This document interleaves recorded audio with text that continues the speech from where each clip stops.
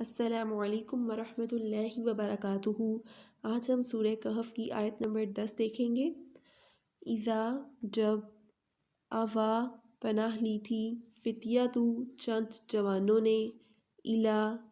طرف، کہفی غار میں، فقالو پس کہا، ربنا اے ہمارے رب، آتینا عطا فرما ہمیں،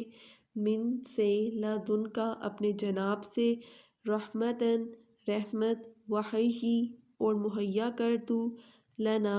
ہمارے لیے، من امرینا ہمارے معاملات کی، رشدہ درستی۔ اس آیت کا بامحاورہ ترجمہ ہوگا، جب پناہ لی تھی چند جوانوں نے غار میں اور کہا تھا، اے ہمارے مالک، عطا فرما تو ہمیں اپنے جناب ہاتھ سے رحمت اور مہیا کر تو ہمیں ہمارے معاملات کی درستی۔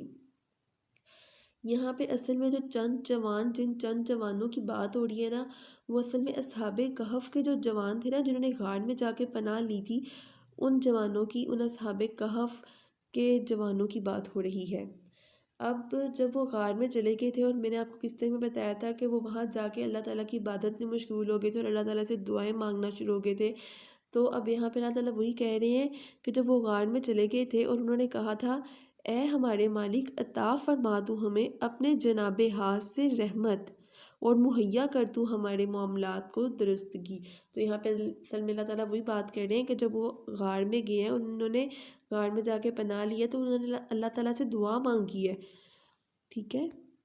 اور یہ دعا یہاں پہ اصل میں اللہ تعالیٰ بتا رہے ہیں کہ وہ کیا دعا مانگ رہے تھے، کہ ہمیں اللہ تعالیٰ اپنے پاس سے رحمت عطا فرمائے اور ہمارے کام میں ہمارے لیے درستی یا آسانی عطا فرمائے اللہ تعالیٰ۔ اب یہ جو اصحاب کہف کا قصہ ہے نا، اس میں نوجوانوں کے لیے بہت بڑا سبق ہے۔ آج کل کے نوجوان اپنا بہت سا وقت نا فضولیات میں برباد کر دیتے ہیں اور اللہ تعالیٰ کی طرف کوئی توجہ نہیں دیتے۔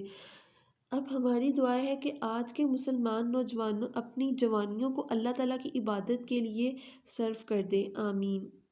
جیسا کہ ان اصحاب کہف کے نوجوانوں نے اپنی زندگیوں کو صرف کیا تھا اللہ تعالیٰ کی عبادت میں، اور اس دقیانوس جو کہ ان کو بت پرستی کی طرف راغب کرتا تھا، اس کی بات نہیں مانی، بلکہ توحید پر قائم رہے تھے اور اللہ تعالیٰ کی عبادت کرتے رہے تھے، اور غار میں جا کے پناہ لے لی تھی اس بت پرست کے